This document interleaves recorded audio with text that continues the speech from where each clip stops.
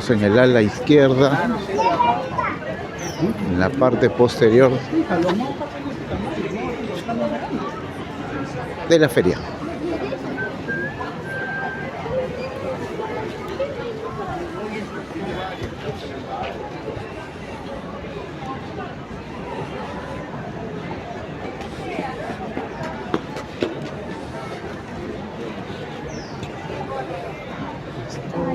Libros escolares, ¿no?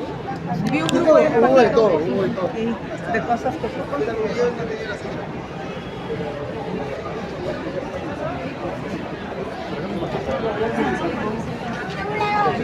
Auditorio Clorinda Mato de Turner, justo vamos para allá. Esta es la salida de Belisario y antes de llegar a la salida doblamos a la derecha.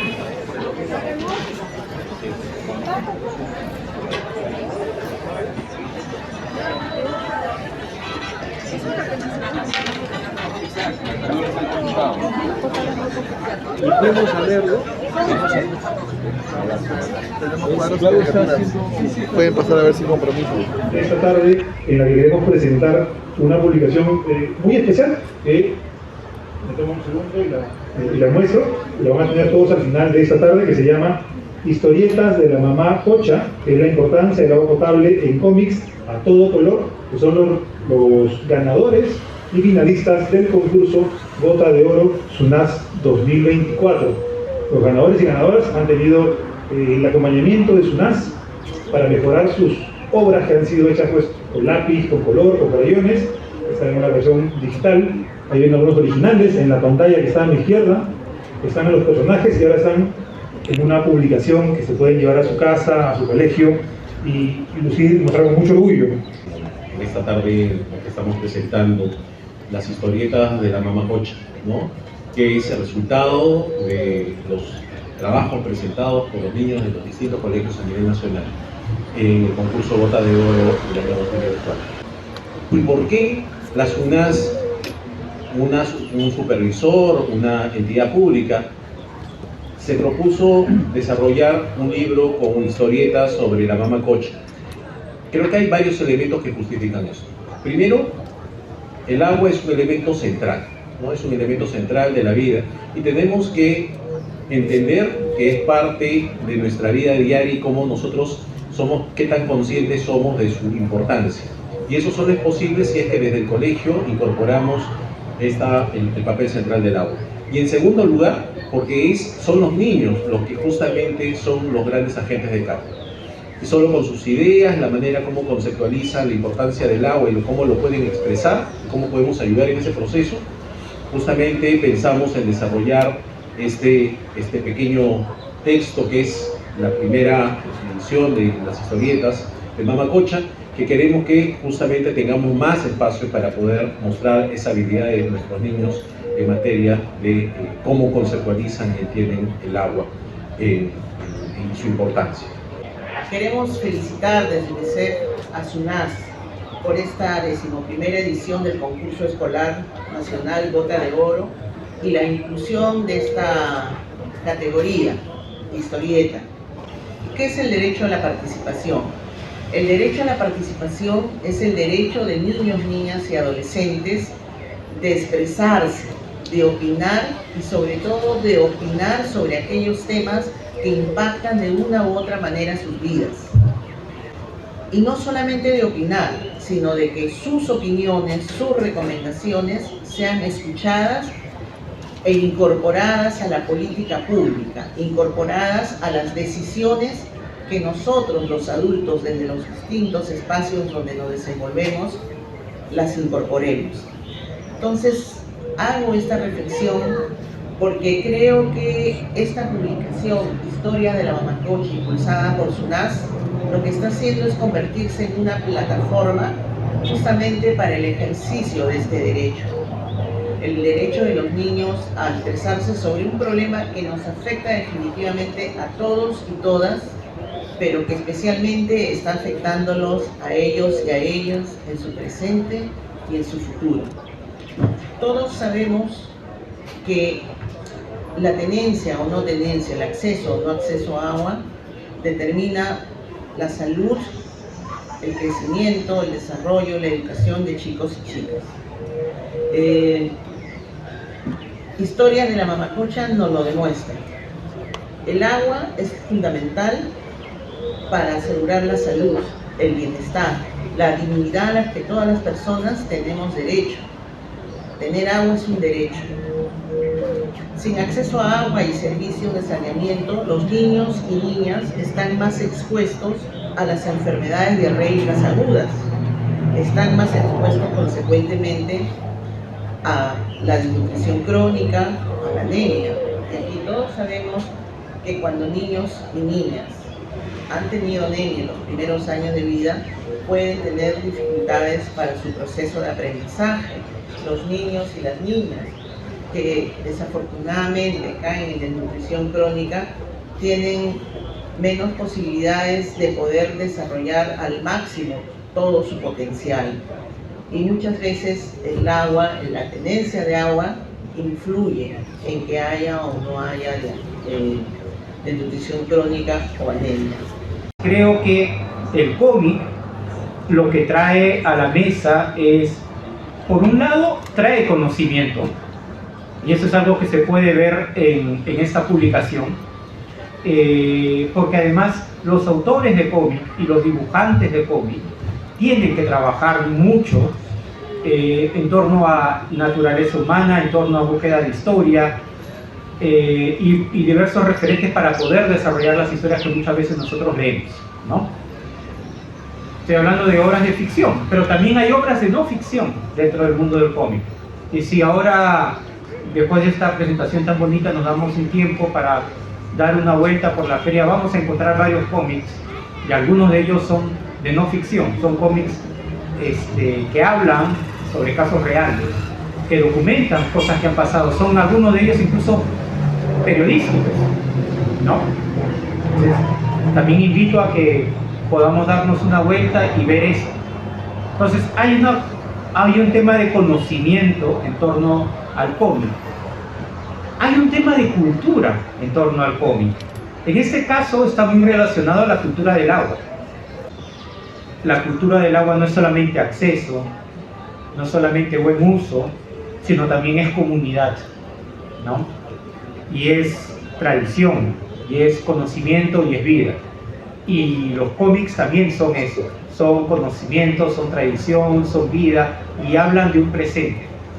O sea, si los cómics de Marvel en su momento, los clásicos quiero decir, hablaban sobre la sociedad norteamericana de esa época, estos cómics y estos niños están hablando sobre los problemas que está pasando con las regiones ahora.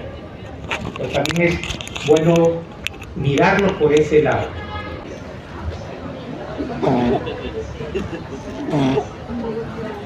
Nada, queremos que todos tengan por favor en sus manos esta publicación.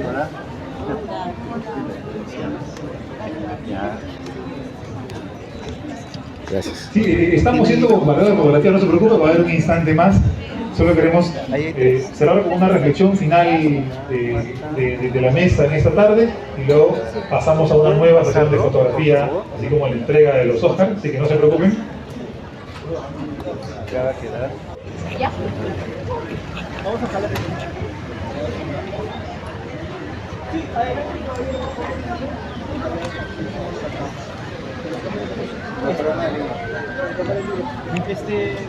La cámara de libros. Sí, cámara de libros.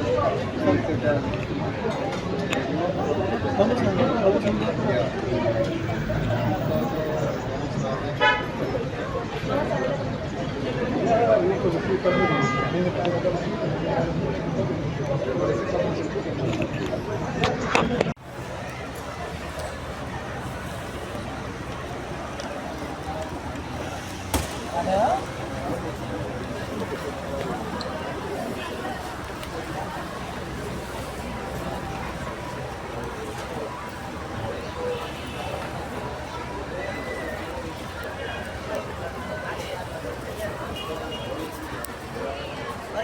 A ver, mira, a ver, explícate bien. Vale, ahorita ya.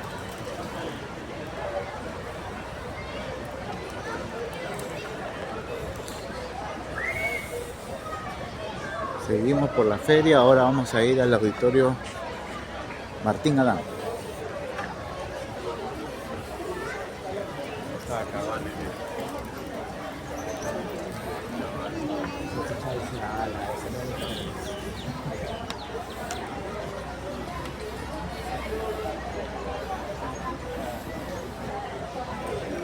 solares para niños para grandes que no meten como botella para la calma.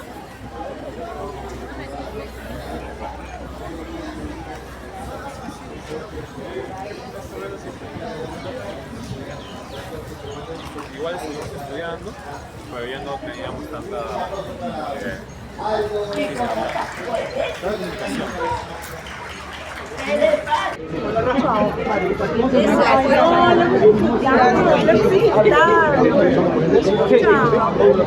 Ya quedó segura de la cosa. He tenido que venir hasta la feria para llegar. Es un legado, ¿qué cuento? Hemos llegado y empezaba a partir. ¿Ya? Oye, me quiero hacer un tour por la tele del libro.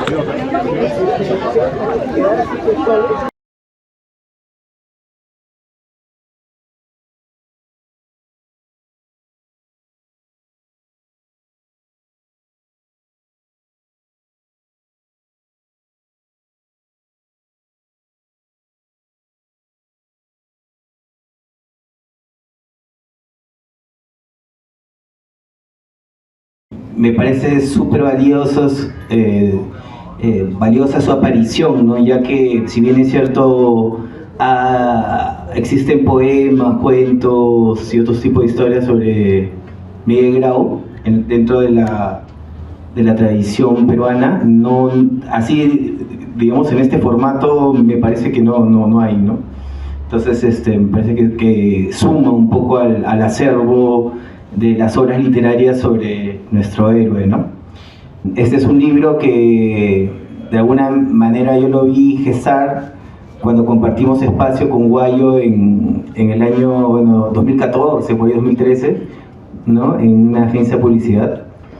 Y ya en ese entonces, y era un sueño que se estaba materializando, ¿no? Creo que habían dos números, creo, ¿no? Hay tres números todavía que estaban en virtual, ¿no? Por la mitad, ¿no? Entonces, definitivamente para mí fue algo que significó incluso una inspiración, porque yo también saqué un libro de ciencia ficción parecido, pero en poesía, ¿no? Y entonces eso es algo que, bueno, yo le comenté ahora hace poco, que también fue una inspiración para mí la historia, ¿no? Y la idea de Grau en el espacio.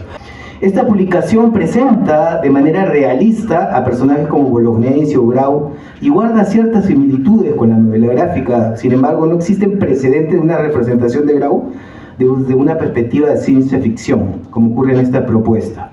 El hecho de que se trate de una historia de este tipo permite abordar conceptos fundamentales, ¿no? Como la memoria histórica, la construcción de la idea de nación, los valores patrióticos, la ecología, ¿no? Porque estamos en una tierra distópica, ¿no? En que toda la tierra se ha inundado, ¿no? Que es un homenaje grande, colaborativo al Caballero de los Mares.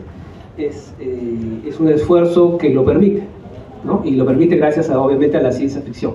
Eso es lo que también siempre les comento a todos. Justo estaba en una entrevista en Latina y le decía, ¿no? Yo siempre parto del por qué lo hacemos, ¿no? Ahorita vamos a hablar cómo lo hicimos. Justamente estamos con Rafael Lanfranco, que representa en representación de los 9 ilustradores. Esa es la misión que tiene ahorita Rafael, y también está Martín Arias, que representa a la parte editorial y, ¿por qué no, también a Estación La Cultura? Porque este esfuerzo fue grande, ¿no? Cómo rendirle homenaje a un caballero de la talla de Grau, como le decía yo, en tono de ciencia ficción. No es una tarea fácil. Entonces, una vez planteado por qué lo hacemos, en torno a homenaje, el paso siguiente era cómo lo logramos. Yo recuerdo que, claro, esto empezó como un proyecto de hace un montón de tiempo, cuando yo recién empezaba, además con el mundo de la ilustración, porque yo de carrera soy abogado y después me he ido metiendo en esto del mundo del arte tarde, ¿no? Y me acuerdo que la premisa era mostrar, ¿no? O sea, cómo convertir a Miguel Grau o sea, cómo reinventar este héroe nacional. Y particularmente en lo que yo traté de hacer, porque a mí me gusta mucho el género, me gusta mucho la idea, por ejemplo, de hacerlo en blanco y negro. Quise acercarme un poco más al manga, al cómic, al manga japonés, ¿no? y hacerlo de una manera lo más cinematográfica posible. Pero además todavía creo que cuando me lo pediste yo recién empezaba con esta chamba de ilustración, esta era medio taba, o sea, creo que he ido mejorando en el tiempo, pero fue un reto bonito porque fue imaginarse eso. Y ¿sabes lo que a mí me vacila un poco además de un poco saliendo un poco más de la parte gráfica y de lo que estás haciendo con este libro, y que yo creo que es una especie de síntoma de algo que está pasando con nuestra generación y con la generación de chicos que vienen ahora, ¿no? Yo creo que nosotros hemos venido de este momento en donde la cultura peruana se nos presentaba como algo medio como hasta martirológico, ¿me entiendes? O sea, los héroes peruanos todos habían muerto de batalla, ¿no? Además, cuando nos hablaban de las culturas peruanas era este recital de características, ¿no? De azapuete, globular, polícroma, etcétera, bla, bla, bla, bla, ¿no? Entonces era como una cosa bien árida, creo yo, para una persona, para un niño. ¿Sabes lo que estoy viendo ahora? Que es lo que me encanta, es que siento que ya nuestra generación y probablemente los chicos que vienen después de nosotros ya están mirando al Perú y a su historia desde otra óptica, se la están reinventando. Como un punto de partida. Exacto, yo creo que se la están reinventando. Entonces, por ejemplo, ya estamos viendo que toda esta movida que hay de los juguetes y de los art toys y de los cómics está, y además, o sea, uno lo ve acá en la misma feria, no todavía en los grandes superlibros, en los libros más periféricos, pero ya lo estás viendo y eso eventualmente va a llegar. Estás viendo que están tomando las fiestas patronales, están tomando los personajes de nuestra historia. ¿Hay un corto o animación en tono de anime? Sí. Como punto de partida. Sí, ya está. Temas nacionales. Sí, claro, ya se está materializando, por ejemplo, un anime, o sea, un proyecto, a mí todavía creo que es un pitch todavía, pero que ya está mostrando el arte peruano y la mitología peruana y la historia, cultura peruana, ya la está mostrando a la luz, ponte, del manga, del anime. ¿Por qué? Porque todos hemos crecido nosotros con eso. O sea, yo te diría que incluso más que el mundo de Marvel, yo pienso que nosotros estamos conectados más emocionalmente con el anime. ¿Tú crees que tengamos para llenar más 3-4 veces el universo de Marvel? O sea, no, es que, ¿sabes lo que creo? Yo, y esto es una cosa que tengo esta sensación, y me puedo estar equivocando totalmente, creo que nosotros tenemos una conexión más fuerte con el Asia que con Norteamérica. ¿Y por qué creo eso? Porque venimos de una cultura precolombina, una cultura local más animista. O sea, nosotros venimos de una cultura que le hablaba a la naturaleza, ¿no? Los incas, los antiguos peruanos eran personas que tenían una relación de igual a igual con la naturaleza, ¿no? La naturaleza es un ser, y entonces establecen una relación de reciprocidad. El cerro me habla, el río me habla, el arcoíris está vivo, todos son seres vivos, ¿no? Todo el universo está vivo. Todo el universo está vivo, mientras que la visión más occidentalizada parte de la relación del hombre como ser superior y la naturaleza como objeto, dominando, ¿no? Todo. Dominándolo todo. Entonces, o sea, yo creo que tenemos más en común que en el Asia con eso, somos civilizaciones milenarias, ¿no? Entonces creo que hay ahí una sintonía, y yo creo que es una conexión, además, yo soy a veces medio esotérico, pero pienso que es una conexión que se mueve en planos que no llegamos a detectar conscientemente, pero que se está dando, ¿no? Y por ejemplo, o sea, una de las cosas, yo veo tu carátula del libro Aro del Espacio, y lo que estoy viendo es un personaje de anime de, no sé, Battlestar Yamato, de Robotech, ¿no? De ese tipo de cosas, ¿no? Y le pregunto justo a Martín, ¿no? ¿Cómo recibes tú el encargo de...? Yo sé que al final yo veía tu cara y decía, 9 ilustraciones distintas, no dispares, pero siguiendo un solo norte, ¿y cómo hacemos para que los niños de ahora lo lean y lo entiendan, ¿no? Los niños, los jóvenes y los grandes, no es que sea para niños tampoco. Bueno, creo que es bueno aclarar que yo conozco a Guayo demasiado tiempo. Creo que fue uno de los primeros amigos de la universidad, entonces lo conozco y sé que cuando le brillan los ojos es porque está conectado con algo que nos ha interesado desde siempre, ¿no? Que son los cómics y las viñetas y las historietas. Hacíamos locuras, pues poníamos un panel en medio del jardín y hacíamos dibujos y los publicábamos. En la misma facultad. Esas ganas de hacer algo de manera colectiva, porque uno puede tener, como decir, una locura, como dices tú, ¿no? Pero no tiene fuerza si no te juntas con otros locos que piensan como tú, ¿no? Entonces, esa es la idea de juntar gente que, a pesar de sus diferencias, que suena poéticamente bonito, sobre todo en esta sociedad donde tan fragmentada, de juntar pensamientos, estilos, ideas diferentes para hacer un solo proyecto me parecía genial, ¿no? Yo he trabajado en diseño editorial ya bastante tiempo y me parecía que esto era también una especie de revancha personal que yo tenía con Eduardo, con Guayo. Él lo conozco desde que él decía Eduardo, ahora todo el mundo dice Guayo. Entonces me pareció genial, ¿no? Como decía Pablo, ¿no? Desde la lógica de la ficción. Esa frase que dijiste me pareció alucinante porque la ficción tiene lógica. O sea, desde ese punto de vista, en esta obra ya concreta, impresa, ya real, que ya es un sueño materialmente, ha nacido de una manera material, en realidad, esta ficción tiene una lógica, ¿no? Y una lógica que, como decía también Rafael, que tiene que ver también con esta cosa que estamos viviendo, ¿no? Le estaba comentando que ahora lo retro está bien arraigado en nosotros, ¿no? Cualquier cosa del pasado nos trae nostalgia. Estamos asistiendo a conciertos de rock de generaciones pasadas que han vuelto y se llenan los estadios, y nuestros hijos están comenzando a evaluar esto también, ¿no? Porque la realidad de ellos es diferente a la nuestra. Pero lo bueno de nuestra generación, al menos siento que es eso, ¿no? El valor espiritual o los valores que Grau transmitía a través de su mismo carácter, ¿no? Como ustedes han escuchado, este proyecto empezó hace 14 años, donde era una webcomic, recién se están apareciendo las webcomics en esa época. Entonces las primeras viñetas eran bien humildes, tratando de ver cómo hacíamos la cosa, pero si se dan cuenta, la progresión ha sido también rápida, ¿no? Entonces yo me imagino que este libro, las sagas que siguen van a tener un toque de repente ya un poco más postmoderno, incluso no siquiera sabemos cómo va a terminar la saga 2 o la saga 3, porque realmente ni siquiera sabemos cómo, de una manera tan rápida que está avanzando la tecnología y las herramientas que tenemos, cómo irá a funcionar esto, ¿no?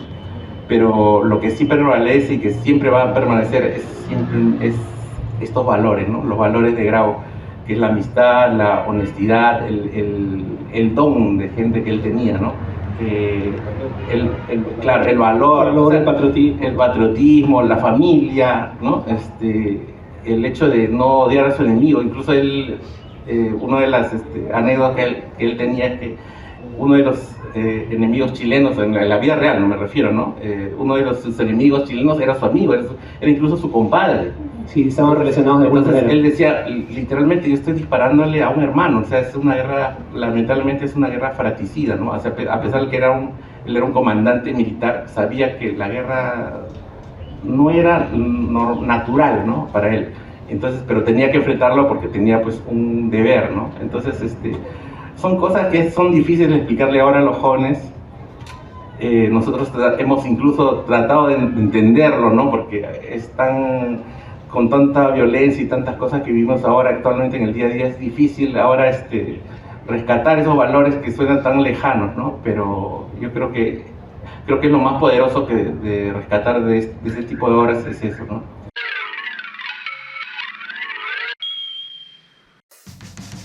Shadowland Comics, el cómic en su máxima expresión. Tenemos una gran variedad de cómics para los coleccionistas y lectores más exigentes, editoriales norteamericanas y europeas, una selección vintage de Editorial Novaro y muchas otras de Latinoamérica. Sagas completas en grapa y encuadernadas, tanto en rústica como en tapa dura. Ejemplares variados de Batman, Superman, Spider-Man, Asterix, Suzy, Archie, Disney, Hanna-Barbera y muchos más. Shadowland Comics. Estamos en la Feria Internacional del Libro de Lima, en el stand 129A, frente al auditorio Jorge Eduardo Eyelson. Shadowland Comics.